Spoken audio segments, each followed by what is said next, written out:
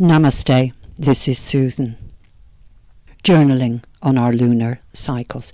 As you know, I'm teaching a monthly, or rather 28-day lunar cycle rhythm for our practice. And in Vedic astrology, this is called living with our nakshatras, and the nakshatras are the lunar mansions of the goddess. So we're learning to live with flow. And the nicest and most profound way I have found to be able to tell you about the power of journaling is from Vicky Noble's very powerful book called Shakti Woman from the early 90s, and I'm going to read this to you because it explains the power of the practice very well. To begin to grasp the concept of transits, it's helpful to plot the new moon each month. Where the lunar cycle begins matters.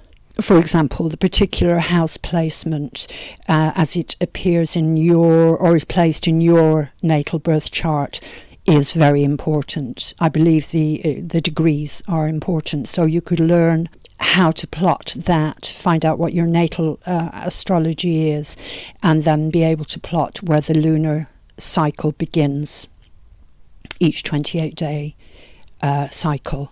The particular house placement is the seed point, the place where things begin for that month, and that is a powerful thing to note for your 28-day rhythm, the month ahead.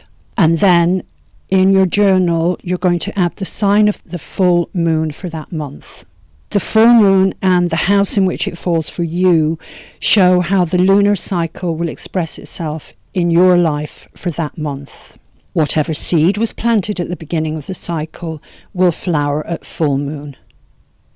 And then it'll come to a conclusion, so it'll wither and die by the end of the month, leaving room for something new to begin with the next new moon. If the new or full moon falls on a planet in the personal chart, your personal chart, then this is particularly significant. Then you can spend the rest of the lunar cycle observing what happens and how it feels. And from this, then you can gather some meaning about the characteristics of this particular sign, the house in which it falls, and the planet surrounding it in your own life.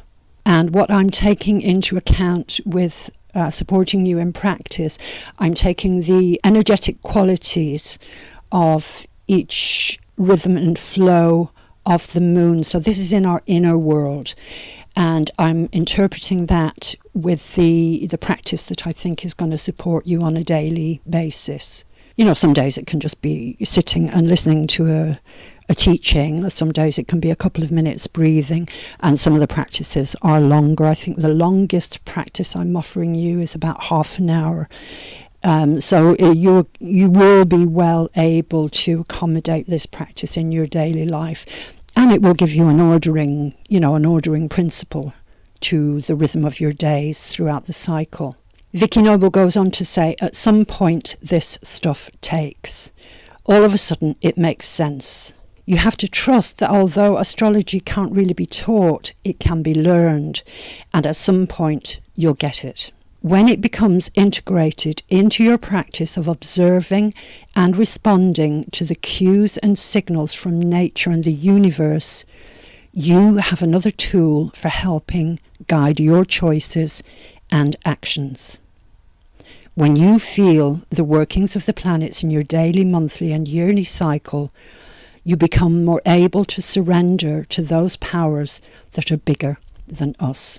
And eventually what happens is we are able to feel some kind of support underneath us, supporting us in order to give up being in our head all the time, to realign physically with our body, very much down deep in the belly, with our instincts, and also moving from our core, which is, after all, when we get used to the breathing practices, magnetizing us and connecting us with the planet. Learning this kind of flow, learning about your inner world and learning body-based astrology is a concrete way of making the shift from the mind to the body, from the thinking process to a larger, more all-encompassing part of your total intelligence.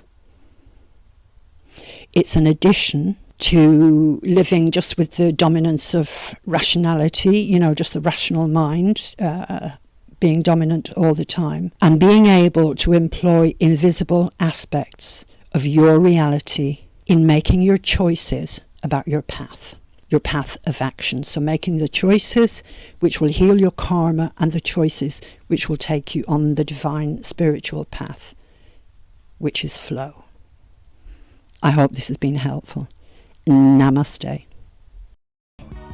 Balance is what happens when you know in your heart something is right.